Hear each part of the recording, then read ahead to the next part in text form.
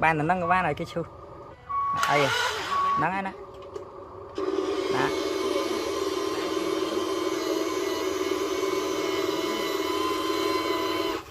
mà chân trâu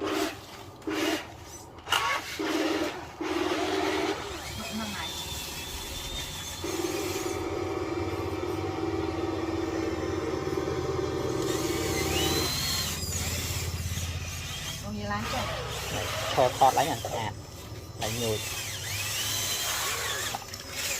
triệt này bạn để đài đậm mùi thank for like this video, thank you very much. Wow, it's very strong this tractor Kubota. It's very strong.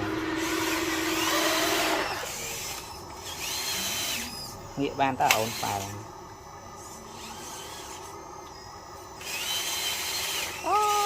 bạn ăn ca